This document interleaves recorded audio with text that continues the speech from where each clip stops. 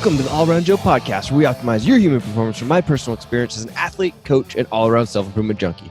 On this edition of the All Around Joe podcast, I have an awesome guest.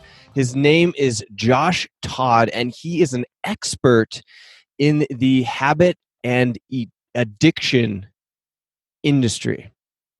Why do we care about that? Because so many of the things that we do are habits / addictions. We get into like what the difference, if there is any difference at all, of the habits and addictions, which is incredibly interesting. And you should know that if you can set up your life with specific habits, they will help you to reach your goals. So you can direct your habits towards your goals. And having Josh on the podcast here, being an expert in working on not only positive habits, but also breaking negative habits, we have some really great life-changing stuff here from Josh that you're going to get on this podcast. So enjoy it.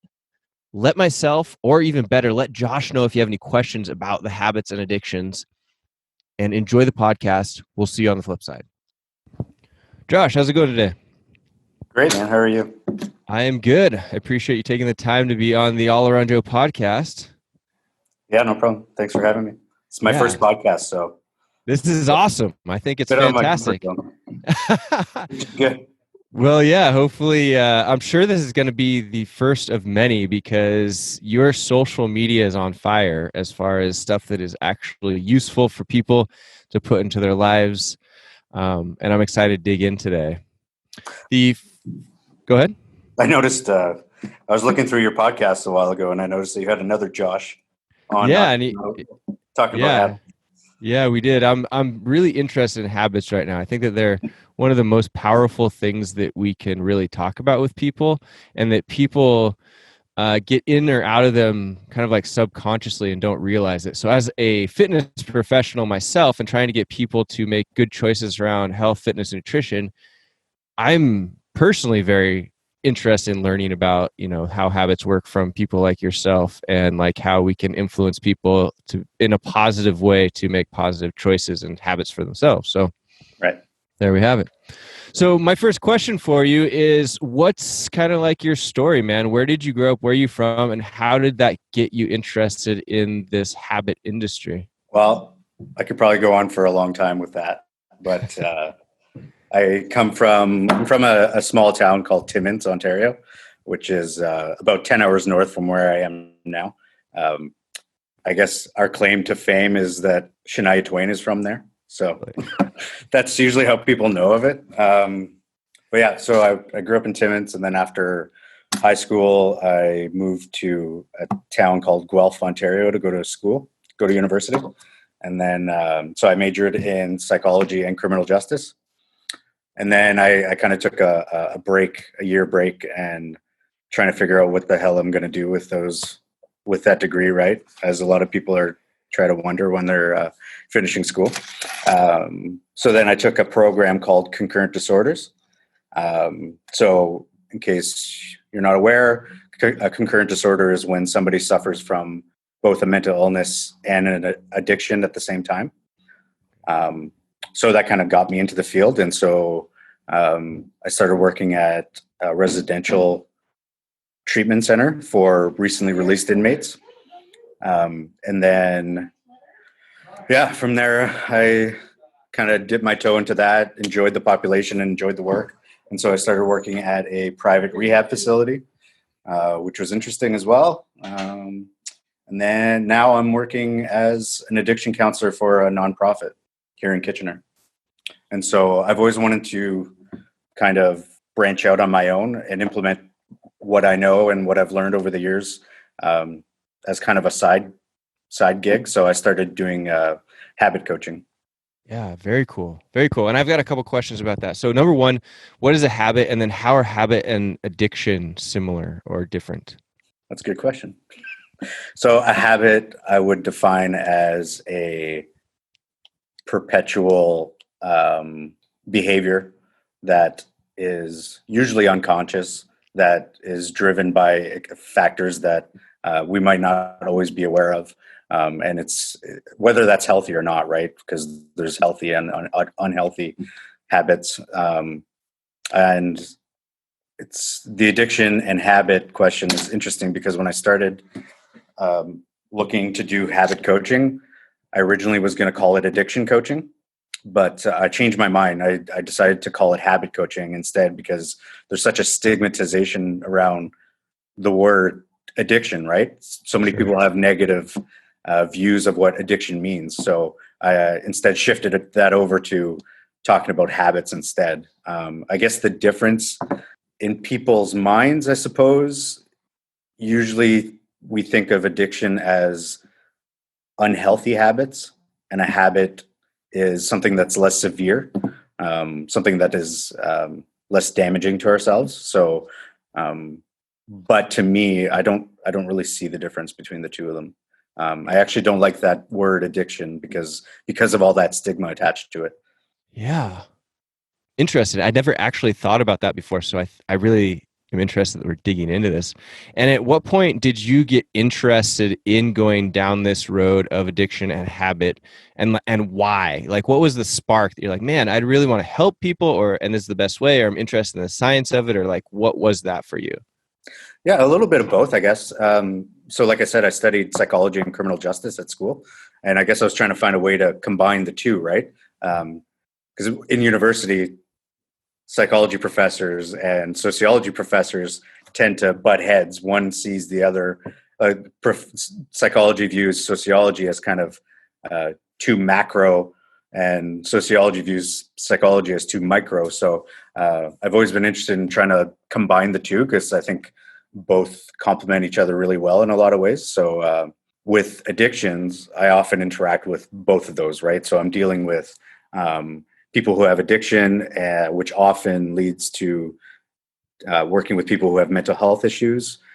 And unfortunately, a lot of those people also run into the law as well, right? So the first place I worked, it was almost exclusively people coming out of prison.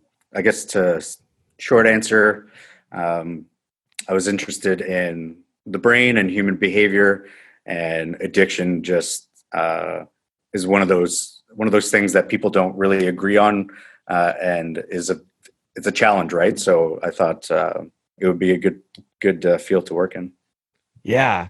How does one build an addiction or habit? Is it genetic? Is it something they have to do a certain amount of times? Like what, from like a positive and a negative standpoint, like if somebody's going down, let's say, alcohol abuse addiction versus like some sort of issue with their eating or whatever it may be, any of those things I'm really interested in knowing about.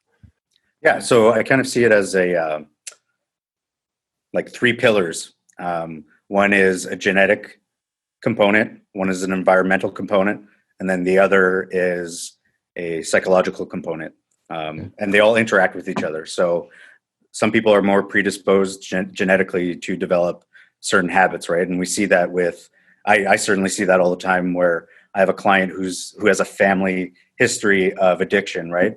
And so you're definitely more likely to develop a negative habit or addiction if there's a family history there. And then you go into the environment factor as well. So let's say somebody grew up around parents who drank alcohol or did drugs, right? That environment usually isn't really conducive to fostering a healthy development. And then if like there's so many environmental factors that can influence somebody, right? Whether that's abuse, trauma, anything like that. We're talking about addiction here, right? Like something severe like alcoholism or drug use. But when it comes to other habits, so you brought up eating disorders, I think at a fundamental level, they're all the same. They're just expressed differently. So somebody who learns to seek comfort with food, I would argue, is the same as somebody who seeks comfort from drugs or alcohol. It's just that one might be more detrimental than the other, right? Yeah.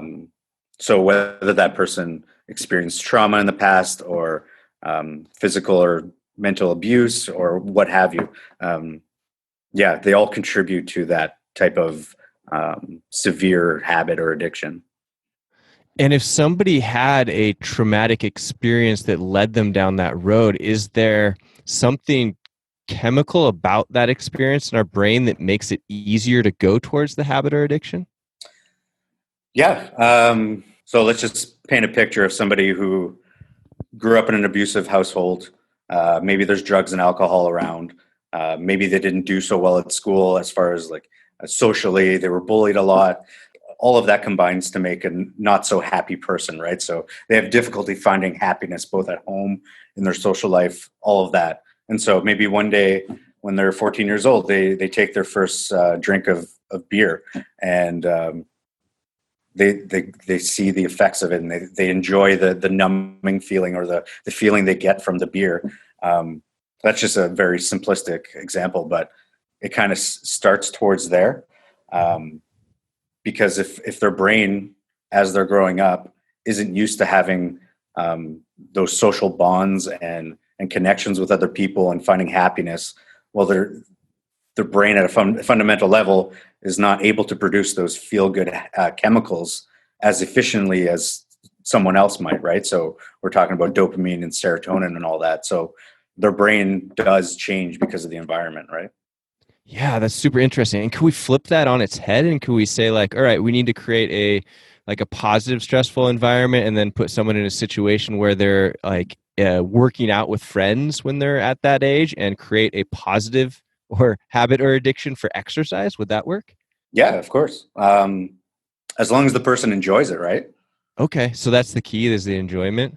I think so. I Okay. think when we're talking about developing healthy habits, so for you, for example, you like to exercise, obviously. Um, so if you didn't enjoy that type of exercise that you do on your podcast or on your videos, Yeah. then you simply wouldn't have done it as long as you did, right? Yeah, unless it was that I knew that it was for a positive thing. So like there's a bunch of things like I don't enjoy exercising every day, but I enjoy the positive effects that I get from it every day. So like, yesterday I was super sore, didn't feel like working out at all, wasn't even in the mood to necessarily do it, but I did it anyway. And when I was done, I felt good about myself because I did it. Yeah, So, that's a good example. But if you absolutely hated that exercise, those exercises you do, yeah. you you might not have developed that habit to continue over the years, right? For So sure. let's take you said, how if we can flip it on the reverse and say parents who instill the habit of healthy eating as a child into Mhm. for their children, right? More likely than not, that's going to build them up to for success in the future and continue to eat healthily, right? Yeah. Versus the parents who, I don't know, maybe feed their children fast food and junk food and like that stuff like that. They're not going to know those skills necessary for cooking and finding those nutritious foods and stuff like that.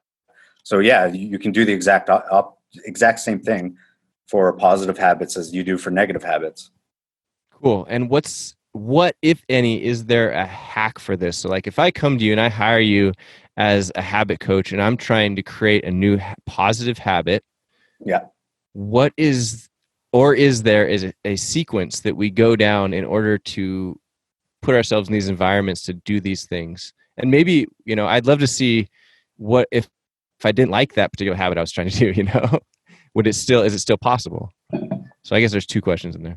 For your last question, I don't think so. Like you can force somebody to do, or if somebody truly does not want to do something, like I could have a goal of I want a six pack in 6 months. But if I really do not like the the steps needed to get there, Yeah. it's going to be a lot more difficult than somebody who enjoys cardiovascular exercise and eating healthy and stuff like that, right? It's Hmm. just so in addiction we often view these stages. It's literally called the stages of change. So it basically determines how ready somebody is for change. Okay. So it starts off with the pre-contemplative stage, which means somebody isn't ready, isn't even aware that they need to change.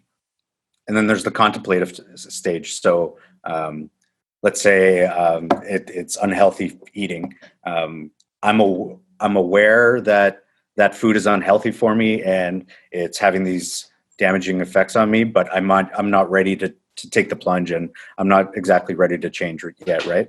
And then from there, a person moves on to the action stage, where they take action and actually are willing to commit to work on the problem that they're facing. Kind of lost track of what your question was. So yeah, you were answering it. So like the steps that it would take to form a positive habit or addiction. So once they're ready to take action, is that the point then that if I was that person and I was ready to take action, is that the point that I would reach out to somebody like you potentially and hire you? And then you, from there, what steps would you take me down in order to create that habit or positive addiction? So first I would try to get to know you as much as possible, right? So, but focusing around that habit that you want to change. Because again, so determining do you actually want to change that behavior? And if we determine that yes, you actually do want to change that and are committed to doing it, then I might give you some suggestions to try based on what your life is like. So let's take exercise, just because your audience revolves around that. Let's say you really want to start exercising and to lose weight. I would break it down into mini steps. So let's say your ultimate goal is to lose 50 pounds. Well, 50 pounds might look like a big task, right? And people often get discouraged because it's such a huge goal sometimes. And it's hard to see down the line that far, right? So instead of looking at that end goal of 50 pounds, I'll break it up. So let's say 1 week, our goal is to lose 2 pounds, 3 pounds, stuff like that. So I'd break it down so that it's manageable, and I would work around their lives so that it's most realistic.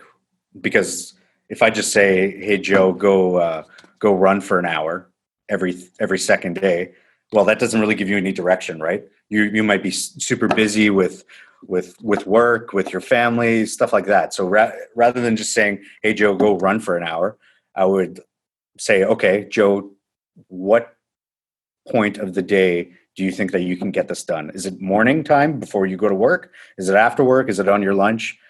So making it realistic, right? So just build those goals around a person's life rather than just saying, "Hey, go do this," because that's not realistic. Absolutely. At what point does it start to lock in for somebody, and where does the habit form where they're in this rhythm or habit that they feel like it's easy, I guess, or like, these things where it's the norm, or they are the person that goes out and exercises, X number of days a week. So it becomes part of them and hence a habit that they have. Yeah. It's different for everybody, right? There's a popular myth out there that says that it takes 21 days to change a habit or develop a habit. That's not true.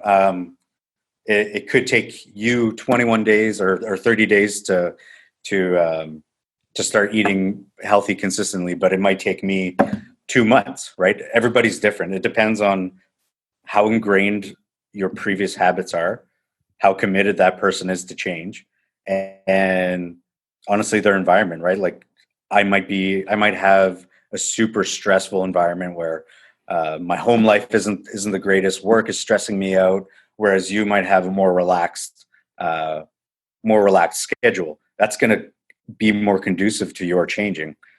So it's different for everybody, but I would say that the moment a person feels like they actually miss doing that new habit is when it's ingrained.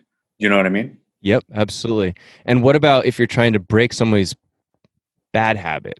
At what point do you feel like, well, I guess, how would you take that same person away from this habit to, I guess, blank slate, or do you fill in another habit that's positive for them? And then at what point do they know, or that you think they've broken it? When it comes to breaking a bad habit, I try to ask the person or get the person to think of, okay, what is this habit fulfilling for you? Because at the end of the day, every bad habit or even good habit fulfills some sort of need. For me, eating a healthy meal fulfills the need of feeling satisfied and feeling like I'm going to be healthy. Conversely, if you're talking about somebody who smokes cigarettes, that fulfills a need. Of course, there's a physical addiction to the nicotine, but there's also a fulfillment there. So whether that's a need to step out of the office for 10 minutes to get away from everything and feel relaxed, well, that's fulfilling a need, right? So how do we replace the cigarette smoking with something healthy to give you that same reward, right? So instead of taking a break for 10 minutes to go for a cigarette to get away from everybody, how about go outside and walk for 10 minutes to get away from everybody? It's fulfilling the same need, just through a healthier means. So I guess that's what I would do, right? Is try to find out what is that bad habit accomplishing for you, and how can we substitute something that's healthy to fulfill that same need.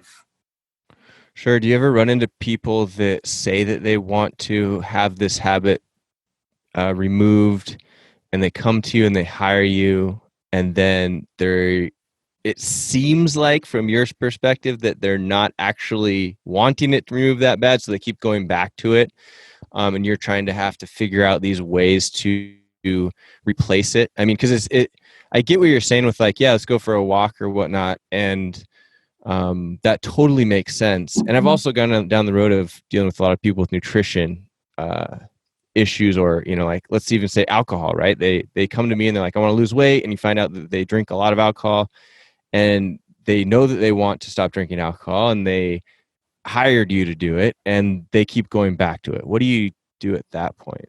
So if you're presenting them with a challenge or a goal in order to accomplish their goal, and they seem to be resistant and just shoot down your ideas or come up with excuses to why they didn't do it, there's probably something else going on there, right? It might not necessarily be that they don't want to accomplish that goal, but it might be something else that's stopping them from doing it.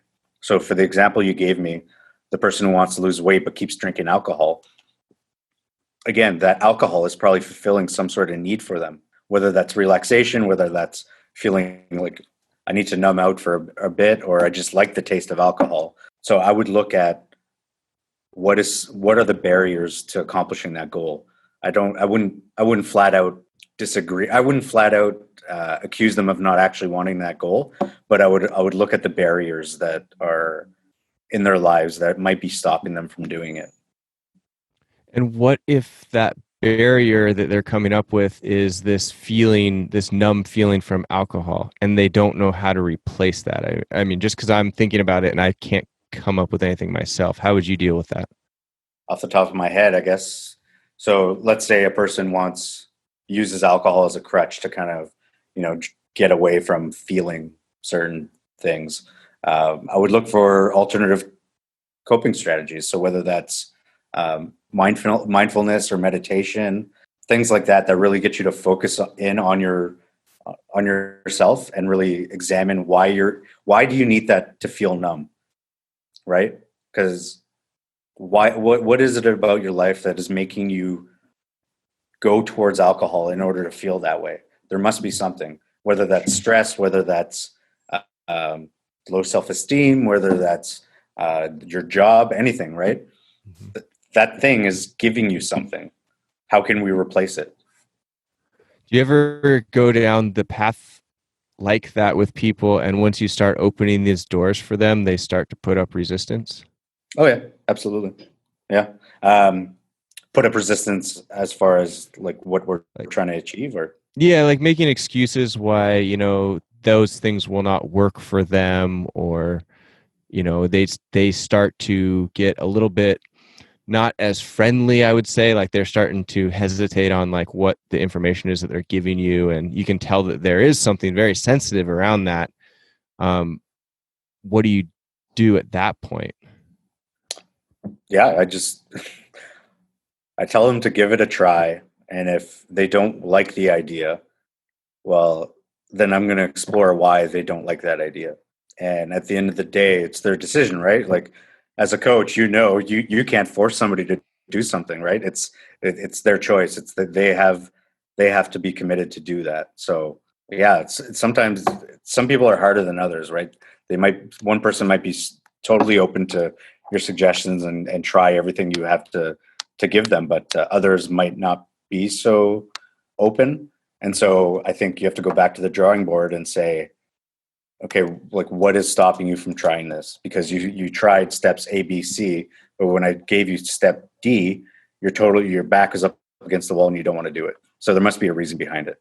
And this is coming selfishly, and for all the coaches that are listening to this podcast that are, health and fitness coaches, and they've gone down this road before. At what point do you kind of step back and stop trying to be a coach and say, hey, I don't know that I can help you right now? Or do you keep on trying to help? Because I come from a place of like wanting to actually help these people. And there's sometimes where you get to these barriers and you feel like you just can't get through them. Do you need to step away at that point? How do you think of that? Yeah. So my job as a addiction counselor, I work with a lot of people who put up those barriers and who give me a fight, right? Like a real fight when it comes to trying to help them out. And there's a very common saying in our field is that once the counselor starts working harder than the client, that's when you need to reevaluate. So when you find yourself putting in more effort for the person than the person is willing to give, that's when you need to say, okay, I need to step back and maybe come back when you feel like you're ready and let them reach out, right? Because you can't bang your head against the wall and expect them to change when they're not doing anything. It's just going to create more stress for you. It might create some resentment, and it might make you want to give up, and it might damage that relationship in the long run, right? So there's a point where you have to say, okay, this isn't the right time for you.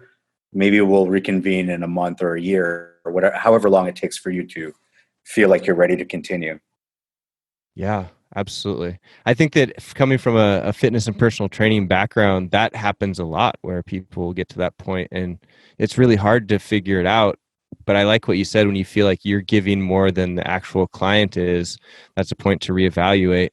And I'm thinking back and I'm like, man, I've had a lot of situations like that where I feel that I'm giving more than that particular person. But I would have lost all my income if I would have stopped for you. Yeah. So that's interesting, right? Like, what do you stop even though it might cause you to lose money, right? Like it's your job, right? So if the fewer clients you have, the less money you're going to make. But so I guess the balance that you have to find is, can I put boundaries on this person who's giving me issues without losing income or whatever it is that you're getting from that client? Because at the end of the day, especially in this field that I work in, the counselors need to take care of themselves as well. Because just like you, I'm sure fitness coaches and everything else, they have a internal need and want to help people, right? Yeah. But at the end of the day, you need to take care of yourself as well. Yeah. Because if you have too many people that are causing you stress and anxiety around not being able to help them, you're not going to last forever. You're not going to be able to do this job for a long time. So you have to find that balance of, okay, do I continue to work with this person and maybe or stop the relationship and maybe take a loss of income? And it also, I guess, your stress tolerance too, right? So you got to find, everybody's different. So you got to find that balance for yourself. How much how much pushback are you willing to take before you say, I got to end this relationship? Good stuff. So it's tough. It's individual. Yeah. It's individualized to the coach or counselor or whatever helping role it is. For sure. And just the last thing on this particular part of it is, like, I remember getting to the point where I was working with enough people that I could actually say, I'm not going to work with you anymore, or discontinue that relationship. And that was like the greatest thing ever, because as you're building up a client book, you don't have that luxury all the time of what we call, firing clients. But once you can, man, if you can get a bunch of people that are willing to listen to you and want to change and, increase your energy level when you're working with them, that's great. Yeah. I mean, I once worked at a place that was a really toxic work environment. Like it was just such a bad place to work that when I quit, I had to worry about income and finding a job now, but I walked out of that building feeling like all my stress is gone. It was like lifting a building off of my shoulders. It just felt so good to get rid of.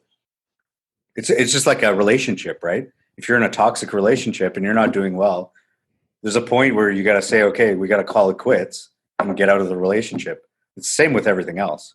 Sure. Yeah, As I've soon had as that you get same rid of that experience. stressor or toxic whatever, Yeah. you're going to feel so much better. And honestly, when it comes to money, like you mentioned the potential for loss of income, there's always ways around that, right? There's ways of, you might lose a steady flow of income from this one person, but I think you're determined enough, and most coaches are determined enough to put in a bit of extra work to pick up another client. Yeah. Right. Yeah, So absolutely. there's ways around it. At the end of the day, I think getting rid of those stressors are more important than money and everything else because you're taking care of yourself. And if you don't do that, you're not going to be able to coach anybody else. Couldn't have said it better myself, and in fact, I think I've done a whole podcast on that topic. So I love it, and thank you for clearing that up for us. Yeah, no And problem. moving back kind of into the person that's trying to change the habit themselves, and if they're looking for a first step, they would, number one, probably hire somebody like yourself to help them and work through that. But I do know people that are coach adverse. Do you have any kind of like apps or technology or anything like that that you recommend, or books or things like that that people could go down or Yeah, learn for about? sure. Yeah, there's a lot of good resources. So, for example, if somebody doesn't like the idea of working in person with a coach or whoever, there's always online options, right? So people are more inclined to be working online on a keyboard or through their phone, less face-to-face interaction, right? So if somebody really does not feel comfortable working with somebody in person, there's always online options. So like Coach Me is a great example. Yep. You don't need to talk to anybody on the phone unless you want to. You can, yeah, and pay more money for it. But you can work from your computer and have somebody coach you through the steps. Obviously, there's a downside to that because there's a lot that's lost from conversation like what we're doing now versus on the keyboard. But that's a start. But if you generally just want to work on your habits by yourself, there's tons of apps on Android and iOS that you can download. For example, there's a quit smoking app and a quit drinking app that you can download. And so what you do is it'll ask you some questions like how many cigarettes do you smoke a day? How much does your pack cost? When was your quit date? And then as the days go by, you can see how much money you're saving. And so, especially for something like smoking, you don't always see the benefit of quitting, right? So that's an extra incentive for people to quit because they can see how much money they're saving every day. So there's stuff like that. I found that mindfulness is really a really good point for people to start working on their bad habits or habits in general, because it really gets you to focus on the present and what's going on in your mind. Because a lot of times we're on autopilot, right? We don't really, like, a whole day can go by and you think to yourself, how did the time go by so quickly, right? So taking 10 minutes, 15 minutes out of your day to just sit down with your thoughts and think about what you're doing and what you're feeling can be really powerful, right? So there's apps like Headspace I've used, Calm, things like that. I'm sure if anybody just looks up habit or addiction apps, there's going to be a slew of them, right? So Yeah, for sure. And do you think that it is the most effective in doing like a face to face over the internet or in person? And how does that differ? So, like, if somebody wants to make the change, no matter what, they're like, I'm full in on this. Would you recommend they go hire somebody in person, or could they hire somebody like you that would do a Zoom call with them in order to work through it? honestly, I don't see much difference between a Zoom call and in person. Okay. Is that something that you do personally? What? Like Zoom type stuff with Coach Me? Yeah, if they want to, they're more than welcome, right? Usually it'll be a text-based coaching or phone call. So people will request a phone call from me because A, it's a lot quicker than typing and waiting for the other person to respond. B, I find people are a lot more comfortable speaking for the most part about this because it's just more advantageous to do it over the phone or person because you can sense people's tones, you can sense their inflections, things like that. That it might be lost in text, and somebody might misconstrue something you say, right, accidentally. I might say one thing that's not meant to offend them at all, but they might, because of the way they read it, it might come out offensive or whatever. So there's pros and cons to both, right? So, but I do definitely think in person is better.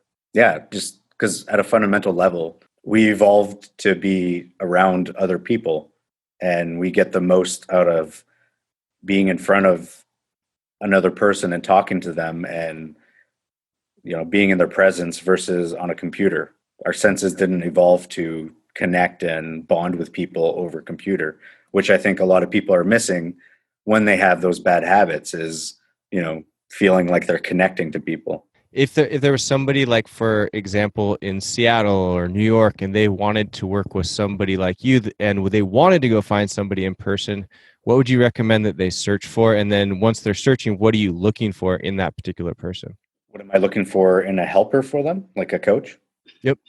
So if somebody in New York is looking for an in-person coach or therapist or whatever, most coaches are online, right? In some capacity. So just doing a search on, like, let's say it's fitness, you can do a quick search on fitness coaches, and then I guess looking at their experience, education. I mean, education isn't everything, right? But looking at their background, seeing what they've done in the past, and whether they're qualified, right? Whether you deem them qualified to work with you. I think it's important, because if somebody looks me up and is looking for a fitness coach and hires me, I don't know the first thing about coaching somebody in fitness other than go exercise, versus someone like you who's a lot more qualified for that area.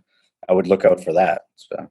Sure. Are there any questions that you would ask somebody in your field that was looking for a habit specific coach? If somebody's going to hire me, I could tell you probably 5 or 10 things that I would go ask that particular person just to make sure that they were going to be qualified and whatnot.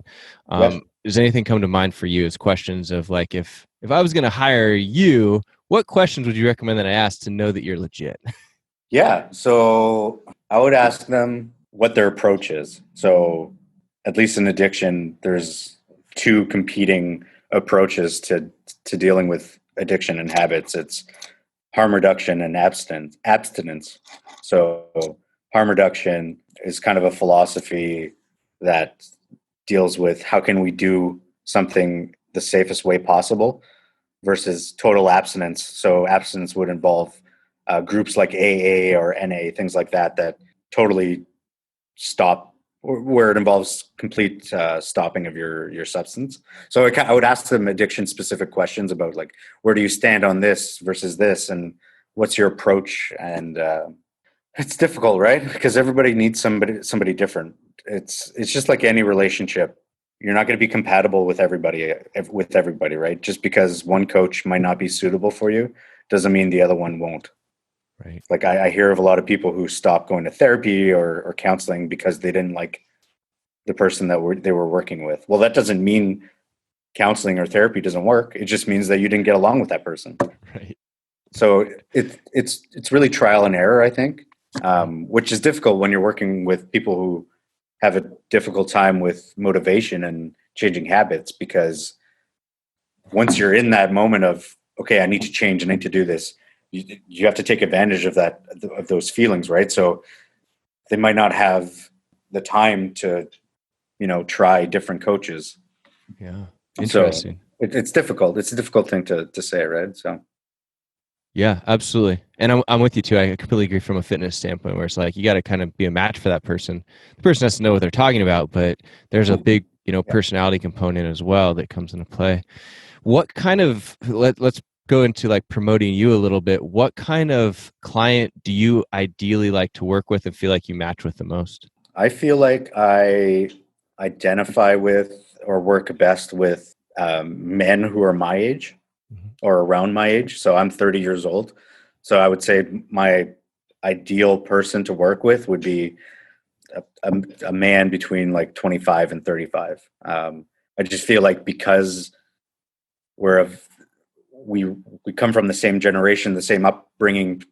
I just feel like there'd be a better connection there versus working with somebody who's 60 years old or 65 years old, right? Like just that age gap alone, it's there's so much that they've experienced and been through and that I might not be able to relate with.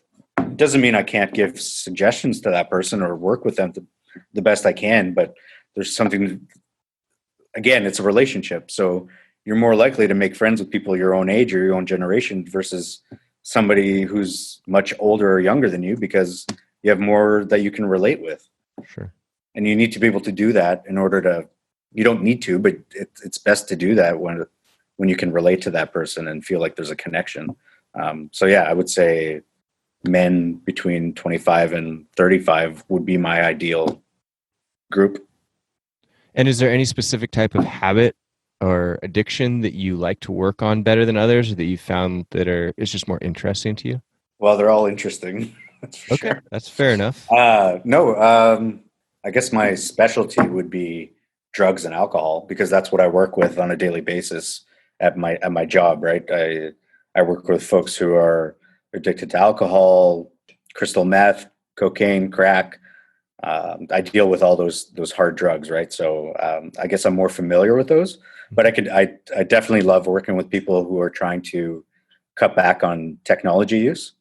Oh yeah. Which is ironic because we're meeting over Zoom. We'll turn it off as soon as we're done. We'll turn it all off. Yeah, okay. We'll go in the park or something and just meditate. Yeah, I feel like that's a common issue right now is people using their phones and computers and watching TV way too much. Actually, and if I'm being completely honest, since the pandemic hit, I found myself to be a lot more dependent on my phone. Yeah. Like I'm finding myself on my phone a lot more often than I used to be. And I know it's a problem, so I'm trying to cut back on that. So I feel like that's something that a lot of people are trying to work on. And it's a challenge because it's everywhere, right? And so I kind of like that aspect of it, that it's a challenge.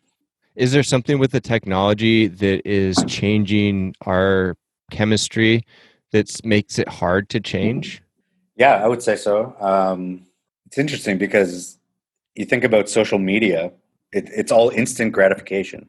Yeah. Like it's built around instant gratification. So you post a photo of your vacation, for example, and people like it on Facebook or Instagram or whatever. You see that immediate thing that you're looking for. It's like it's similar to drug seeking behavior. It's like it's not as severe, but I would argue you're searching out for those that what's the word I'm looking for? The validation, right?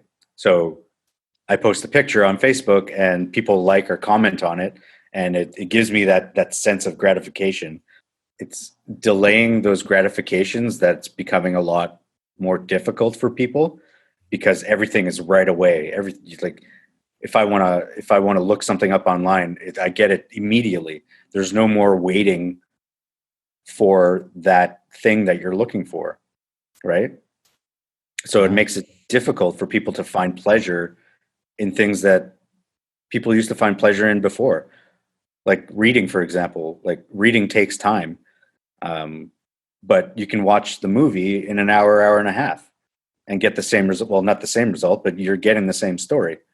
So technology is so convenient that it makes it difficult to find pleasure in things that take time. Right. So yeah, that technology is a challenge because it's evolving all the time and people are becoming more reliant on it. Yeah, it's a really interesting topic.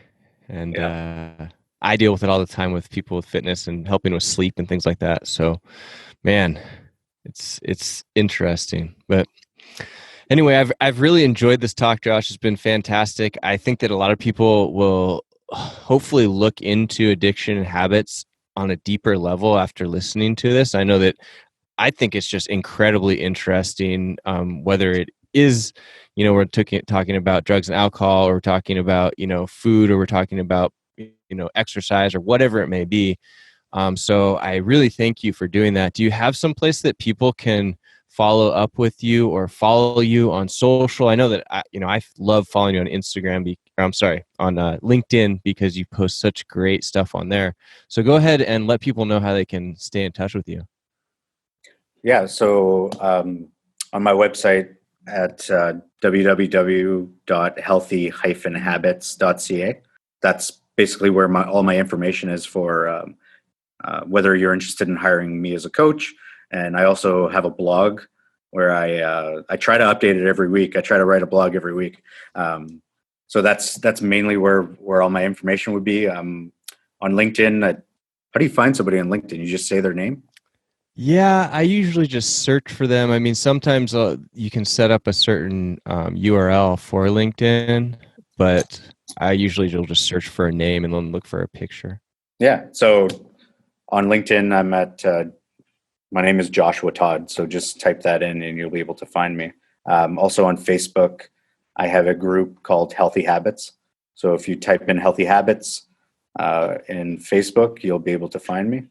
Yeah, it's funny. We just finished talking about instant gratification and social media, and here I am telling people to look out for it. Yeah, those are the main ways to find me. But if somebody is interested in looking into coaching and hiring me as a coach, you can find me at coach.me /JTodd100, and you'll be able to find all my different packages and things that we can work on together if people are interested. Yeah, absolutely. Well, Josh, this has been fantastic. And guys, I can highly recommend Josh, and especially, if you want to hire him to break or start a new habit, or just checking out his blog. I personally read his blog, and it is one of the few blogs that I actually read, because I think that the habit game is so impactful, whether it be, like I said, for alcohol or fitness or whatever. So, Josh, I really appreciate your time, and we will hopefully talk to you again soon.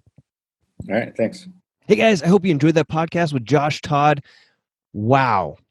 If you're not just having your mind blown right now about how you can navigate habits and addiction in your own life to either increase your results or decrease bad results, I'm going to be just astonished, because that was such good information. You may have started off thinking, oh, how is this going to relate to health and fitness? But it all relates to health and fitness, because health and fitness ties into all other parts of our life. So if we have a habit of drinking too much alcohol, it's going to affect all of these different parts of our life. If we have a habit of staying up too late looking at screens, it's going to affect our sleep, which is going to affect our brain, which is going to affect how we feel, our mood, all this other stuff.